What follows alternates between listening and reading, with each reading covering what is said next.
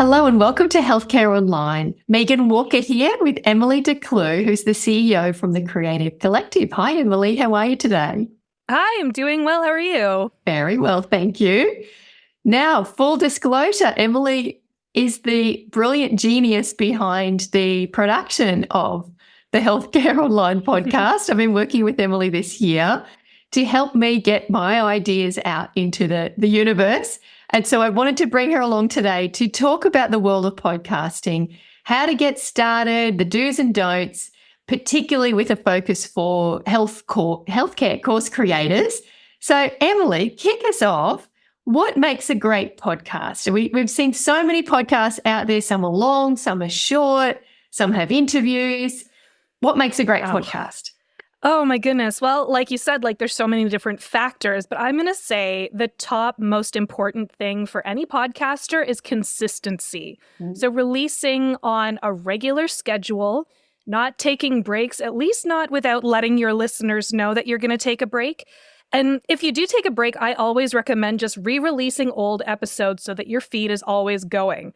This sounds a little bit like, oh, that's too easy to do, but it really is the key marker, I think, to any of my clients who have a very successful podcast with a lot of listeners and growth and development. And I think the next thing would be sharing your own opinion on subjects, even when you have a guest on. So make it more conversational. I think a lot of times we get into podcasts, we listen to podcasts where we're hoping to learn something new and interesting. And the host is kind of saying the same thing that we've heard on another podcast or read in another blog or a book. What I really want to hear from podcasters is, well, what do you feel about it? What's your take on it? Maybe what's some new insight that you've understood applying this theory to working with your clients, or maybe some research that you've done.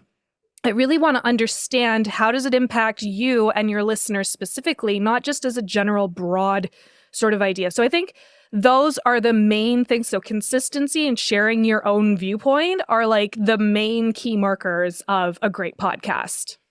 Oh, fantastic. Okay, so a million questions are coming to mind before I get into the sidebar that I'm going to go down.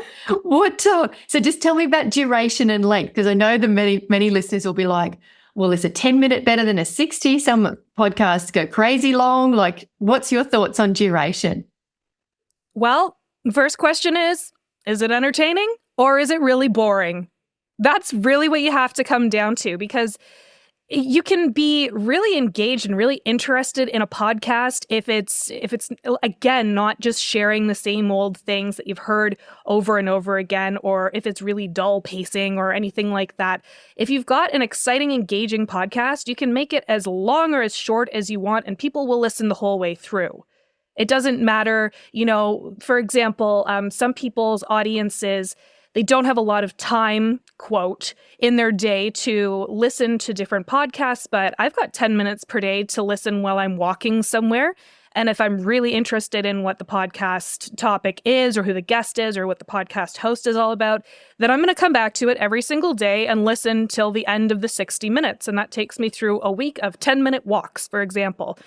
Or if you want to go the different route and just do a 10-minute episode, you could do that and maybe even release a couple more per week so that you're still engaging your audience on a more consistent basis. But it really just does come down to, are you creating content that is getting people thinking, getting people asking questions, getting people energized about the topics that you're discussing? Yeah, I love it. Yeah. So my question without notice is that when you're giving away all of that really opinion-driven, or, you're putting a stake in the ground and saying, here's my thoughts on a topic, what are your thoughts on giving away course content? Are you of the fan of the camp that says, talk about the importance of, what it's about and why it's important? Or do you recommend that people get into some of the how? I think getting into some of the how is definitely a key thing. So I have a course myself about podcasting, obviously. And I've also got a podcast that I was doing throughout the pandemic. And it goes into a lot of detail about what I do talk about in the course. Not absolutely everything, because it's not like a hands-on tutorial video that I'm sharing with you, for example, but it does go into the detail. But here's the thing. I can give you all of that random information without like a clear path to like the learning modules, I guess is how I would describe it. So all of the information that I would be sharing, I mean, it is already out there, but like with my course specifically, I'm giving you a clear path. I'm starting you with goals. I'm helping you get to your end point in a clear way, right? Step by step.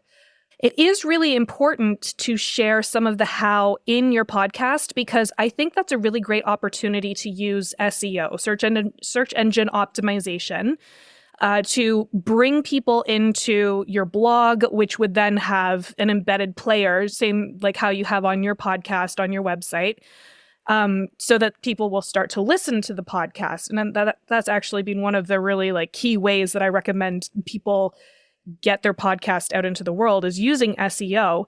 But you can't really bring people in if you don't share that really good, high quality information that Google is looking for, right?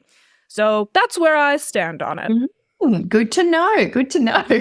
Yeah. Should we be assuming that our audience has a split focus when they're listening to our podcast? Is it, are people listening to podcasts while they're at the gym, walking, ironing? What's your thoughts on the split focus? I mean, I can only really go with what I know, which is my husband and I both have ADHD, and we're doing lots of different things while we're listening. I will say when I'm editing podcasts, I am pretty specifically focused. Like I'm only listening to that podcast because I'm doing the actual editing. But when I'm listening to podcasts just for fun, for leisure, then I'm out for a walk, or I'm driving, or going to the gym, like all of those different things. And I think it's pretty safe to assume that most people want to have some sort of, maybe not, the word is not distraction, but they want some sort of input when they're not actively like trying to think strategically at work, perhaps. Picking up on your ADHD comment, I heard a great analogy of the day of like lots of browsers open. Oh, yes. Someone said, my brain is like a computer with lots of browsers open. But the thing I've noticed is all the stuff gets done. It's just yeah. Eventually. It just takes a different amount of time. Now, solo, interviews, combination of both, what's best? I like a combination of both, because I like interviews in order to showcase like case studies or different ways that you could apply your work to a new person who's coming in. It gives people a really good understanding of what it's like to work with you. And then I like solo because then you get to share a little bit more of your expertise. You get to really establish yourself as a thought leader. And again, that ever important point of view. People are always looking for, what's your point of view? If I'm going to you as the expert, I want to know what your thoughts are on a topic. So yeah, I would say definitely have a combination of both.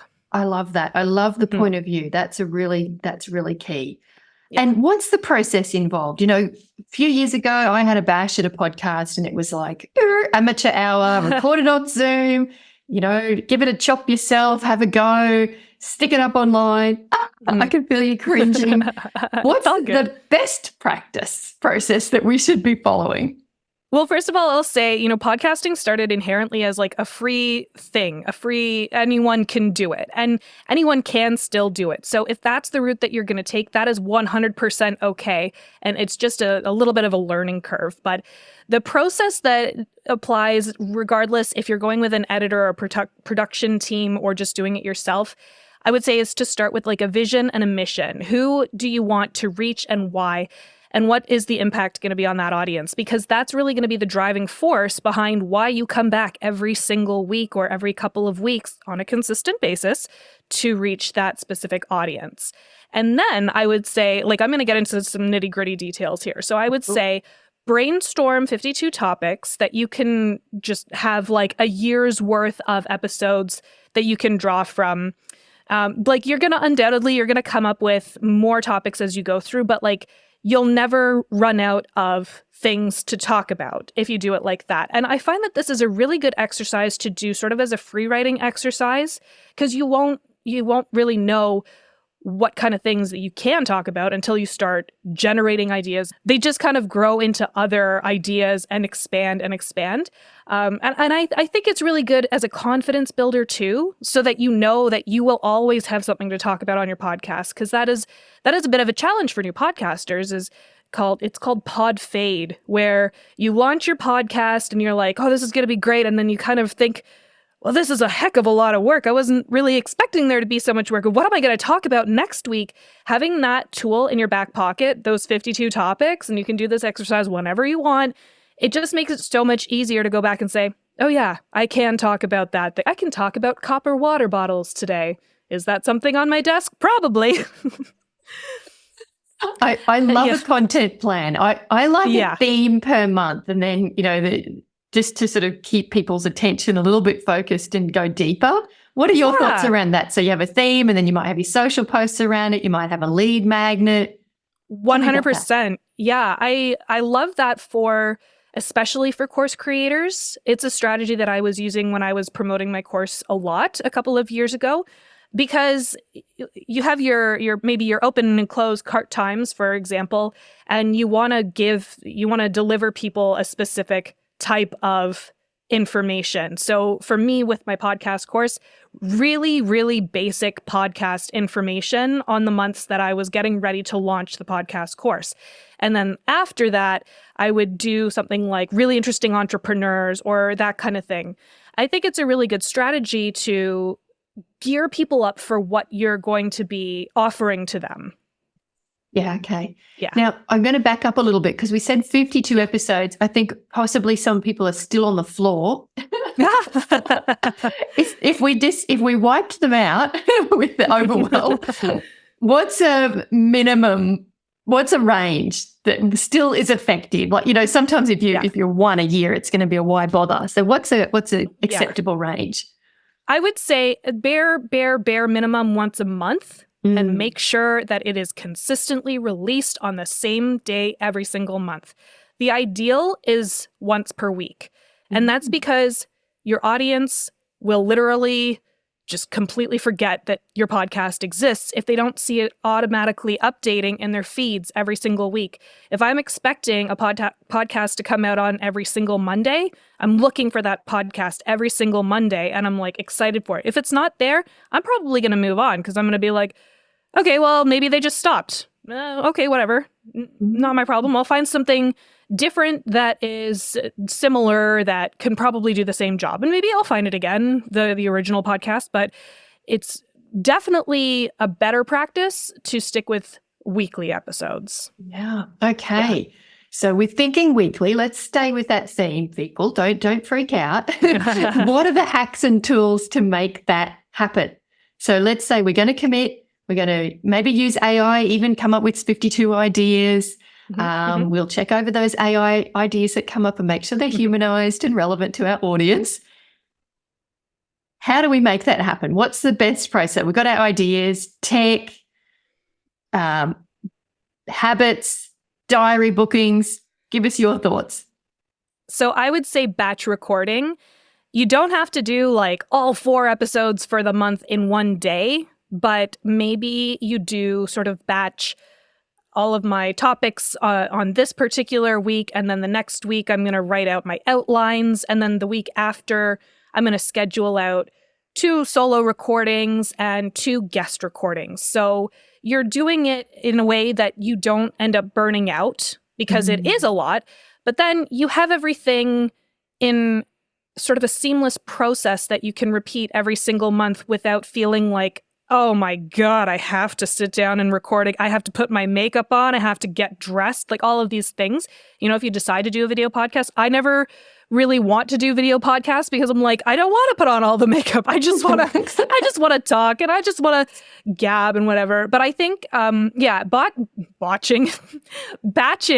your podcasts in that sort of a way, like creating a process for yourself, is the easiest way to get it all done. And what we do, as you know, we create a schedule for our clients. So we say, on this particular day, all of your recordings are due. And then you have a whole month before you have to give more recordings to your podcast editor, or before you have to get your recordings to yourself if you're doing this as a DIY. Yeah, I love the accountability of that. I really do. Like just having you in my corner and knowing that Emily's going to be emailing me quick, I better be. Yeah. It's a carrot and stick situation. But Exactly. just having someone that you're accountable to, it's not actually that hard. Like, you and I are sitting down now. This will take us 15, 20 minutes. Your team will do all the heavy lifting to make it beautiful. But sitting down and having a chat is the easy part, like coming up with 3 or 4 questions. I've got another one tomorrow, another one the day after, and you think, oh, gosh, I didn't mean to, but it's almost like this week is batching for next month. Like it wasn't that hard. And your prices are very reasonable too, that I think anyone can get started and actually achieve that. I'm doing 2 a month, but I can see how doing 4 a month is actually within reach. And it must make a huge difference. Like, you see the big names, the Amy Porterfields, the Stu McLarens, all of those people are just visible all the time, aren't they? Yeah. Well, hi there. Just popping in with a little message for you. If you're an allied health professional, specialist GP or specialist, and you're interested in creating your own healthcare course for your private practice, then I'd love to share with you my brand new free masterclass called 5 Secrets to Create and Sell a Healthcare Course. Now, everything that you learn inside this masterclass is 100% aligned with the AHPRA advertising guidelines and equivalent best practices. So head over to meganwalker.com/5 secrets, the number 5 secrets.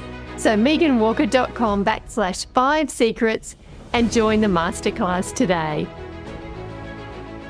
Yeah. So tell us, in the course creation world, what role is the podcast or the video show? And we should explain the difference and the pros and cons of each as well. Okay, this is a triple barrel question. So, wow. Okay, A, let's start with video podcast pros and cons. And then B, where does it fit in the course creation world? Okay, I'm definitely going to need you to repeat that B question later. Okay, so the pros and cons of video and just audio. With video, there is a ton of opportunity to grab clips for social media. As we know, everything is going video right now. You had Amanda Casina on a couple of weeks ago, and she really explains that brilliantly. So if you haven't heard that episode, definitely go back and check it out. So it's a really great way to connect with your audience. They see your face, they see your little mannerisms and your quirks and stuff, and it's a fast way to get into top of mind with them. Then the benefits of just the audio podcast itself would be that you have that longer term, like more than 1 minute to connect with your audience, to really be like in their ears, like in intimate parts of their lives, being when they're exercising, like that's an intimate part of their lives, for example, or when they're doing chores, when they're at home. You really get to create sort of a proxy relationship with people in that way. That I don't think you get to when people are rapidly scrolling social media. Social media is a wonderful way to capture people's attention and be like, oh, that is interesting. I do actually want to learn more about that. I'm going to check out that podcast episode, or I'm going to follow, and then I'm going to learn more and more ongoing. And then the podcast is a great follow-on to get people more involved in the topics that you're discussing and really get to know you better. So there's, what are the cons? I don't know. I think there's no cons. I really feel like there's no downside to having either or. It's just really, what are you comfortable with, right? Like I said earlier, I feel sometimes more comfortable when I'm just doing audio, and sometimes I feel more comfortable when I'm doing video. It really depends, for me anyway, on the topics I'm discussing, or how long I'm going to be recording for, or whether it's a billion degrees out and I'm sweaty and I don't want to be on video.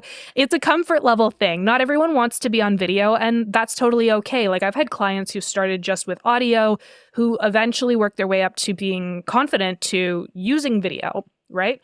So I think, there really isn't a downside to either. It's really just what you're most comfortable with.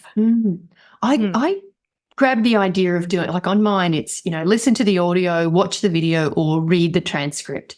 And I used to really love Marie Forleo did a Marie TV where she'd sit down with Oprah or Richard Branson or someone incredible. And I just found I felt much more connected to her through video. but I appreciate not everyone's got the time. And when I interviewed my clients and said, which do you prefer? It was so split down the middle that I thought, okay, well, I'm just going to give it to you on a plate and you can either, slurp it with a straw or eat it with a fork. Like, you can digest it however you want. That's kind of where I went, but there it is. I love that you handled that triple barrel question so well. And you talked about the role of podcasting for course creators. I have heard that a few times, if we're thinking about our funnel of we meet someone, they're a total stranger, they might hear about us on social. They're like, oh yeah, that's interesting. Then the podcast or the video show is that, I'm developing a deeper relationship. I know some course creators will say that all of their students are the people who watch and listen to their podcast. They're having that deeper know, like, and trust experience with them. Yeah. What else do you think as we start to get we're tapering towards the end now, and I want to talk to you about lead magnets. Ooh. This might be part of the answer, just saying. Ooh, okay. So we've got that feeling that, okay, my podcast is going to deepen that relationship. What else can we do with our podcast to help sell and promote our online courses? Yeah. So in my preparation, these were all the things that I've already talked about, but I do have one extra juicy thing. So things that I've already covered or that you've covered, the know, like, trust factor, that's 100% a part of why I think course creators should have a podcast. And then promoting your webinars and your courses through like promotions or the content of the episodes. So something we touched on earlier. Promos are actually a really great thing. And you and I should explore more promos, I think. Oh, yes, please. Just to see, like what are some other things? Explain to the audience, if they've not heard of that before, what do you mean by promo? So a promo could come at the beginning, middle, or end of an episode. I usually like to put them at the beginning or the middle because I think that's when you'll have a little bit more of your audience's attention. But for example, my cart's opening in a couple of weeks. I want to get people on a wait list to get them excited to be getting these emails that I'm going to be sending. So for a week, I'm going to run a promo where I say, join the wait list. The doors are going to be opening soon. I want you to be the first to know. The next week, I'm going to say, the doors are open and we're going to have a webinar and so on and so forth. I mean, you'll structure this however you want. And then finally, the doors to the actual course are open and it's time to sign up. And by this date, we're closing up for a little while. So if you want to get in this round, this is the time to do it. Or if you want, you could do an evergreen promo as well, where you're promoting maybe a lead magnet, sort of like what you were alluding to. Something that I recommend for all my clients is if you have a couple of different lead magnets, try to use the lead magnet that's most applicable to the content that you are discussing. I'll tell you what I suggest to my clients, and then you tell me what you don't like about this. I'd say to them, have a couple of lead magnets that are a bit chunkier. So what I mean by that is one might actually be a 20-minute mini free training. And so that as a primary lead magnet would sit on your website and do a lot of heavy lifting for the funnel. And it could be like, talking about burnout in healthcare. So it might be, this is why it's happening. This is when the cause of it is. Here's a sheet to go with this to assess your levels of burnout. And this is what to do next. Like quite a meaty thing that's really high value. I would say to my clients, do maybe one in the first half of the year, a different type of thing in the second half, and rotate them. But for podcasts, you could even just have something really topic specific that's just like a one-pager cheat sheet, or even a diagram or a checklist that's pretty quick and easy to produce. So let's say it's understanding sugar. You might have, all right, click down below for our sheet on what all the sugar terminology means. And it's just that simple. That's my headspace for lead magnets playing with podcasts. What do you think? I think you hit the nail on the head, and thank you so much for doing all that work for me just now. We're all good at something. Yeah. No, that's great. And once you have those topics kind of like lined up, and maybe your checklist could apply to multiple different podcast episodes, and you can always bring those bring those promos back, because those lead pages, they're not going away, right? You could still send people to the same link. But yeah, I really like the idea, like you said, of rotating every half year or every quarter or something like that. But make it something that's like the next step that people can take with you, that is a logical next step. I think that's really the point I'd like to drive home there. Because if it doesn't make sense, then people are going to be like, okay, well, why do I care about dog therapy if I'm listening to a podcast about healthcare? You know, I don't know if dog therapy is a thing, but I think we've just invented absolutely. it. Yeah, no, it totally is in most ways. Absolutely. Animal assisted therapy, brilliant. Nice. Love it, Emily. Thank you so much. You've inspired me to go, you know what? I'm going to go for 4. I'm going to go for 4, Emily. Wow. And I'm going to do promos. I'm feeling inspired. And for everyone else who's listening who's going, and the light bulbs, I think, as well, you've really put on today of that relationship between the podcast and the social posts. You know, let's not fall into that easy trap of, I'm going to create some social posts about the upcoming health week and schedule them in advance. It's like, yeah. We want this all to be dynamic. And I love you want to hear the practitioner or the clinician's point of view. Yes. A monthly theme that's in the podcast, that's in the socials, that's in the lead magnet, that's all taking people on a journey. I really hope those light bulbs have gone off for people that say, oh, wow, it's not just another thing sitting out here on its own. It's all another ingredient in the cake. Exactly. And I mean, and hopefully too, with your podcast, or if you decide to do a video show with it, it's driving your whole content strategy, so you can just pull elements from the audio, from the transcript, and you can repurpose all of that in an intentional way. And it hopefully, again, will take a lot of pressure off of you to create all of this content as well. Yeah. And the pressure, I think, my last point, and then I want to tell people how they can get in touch with you. I think some of the pressure, it's very real when you're first in course creation mode, that you will typically have a day job still for income. Don't let go of that until you've got the other income stream coming in. Yeah. And then as the course, you're building it. So you got your day job, you're also building your course, and then your list building. But eventually you will get your course built. And so then you can launch it, make some money, drop down a few hours on your day job. And eventually this will look like a course and a funnel that works and sells. She says, just having clicked over $1 million of online course sales. Nice. And now then the time becomes focused on bringing people in, introducing and building your email list, which can be fun. Like we sound energized and we sound delighted about doing this because those other pieces have been worked through. So if you're listening to this and going, I feel so overwhelmed, know that the journey will improve. You won't always have 3 full-time jobs. Eventually you'll get down to one that you can lean into and really nurture and deliver that care through your content generation. Thoughts, Emily?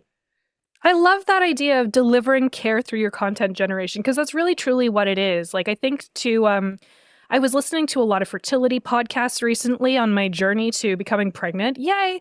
And it does feel like the creators were really delivering care to me in a way that was one to many, that was sustainable for them. And, you know, there's no way you can actually care for thousands of people if you get up to that level, or hundreds, or sometimes even dozens. There's sometimes just like no real ability to do that with the time of day that you have. So using your podcast to be able to reach that mission and vision that you have for yourself, for your career, for your life, what you want to do, I think it's just really nice to have the opportunity to be able to share through your content. Yeah. And have people feel like you're talking to them. Yes. So cool. Exactly.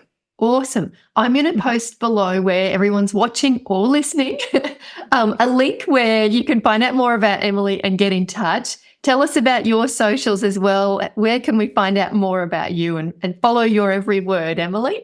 Oh, thank you. You can find my website, theultimatecreative.com, and you can find me on Instagram at emily.decloux, and on YouTube and on various other places. I'm also a comedian, so I've got Most of my stuff online is about comedy, but theultimatecreative.com is where you're going to find all of my podcast info, back episodes of my podcast, my course, a free webinar that I have on there, tons of different resources that will help you get started with your podcast. That is so funny that you're a comedian. I love the sidebars that people have. That's all right. I'm studying permaculture. We guessed this in a million years. Yeah. Emily, thank you so much. It's a pleasure working with you and talking with you, and really encourage anyone listening who thinks, look, that all sounds great, but I'm really in that 3 full-time jobs stage. Get some help to make it happen. It will get easier. Stay positive, stay the course. And Emily, can't wait to send more people your way. And thank you for your time. Thank you so much, Megan. This was wonderful. See you soon.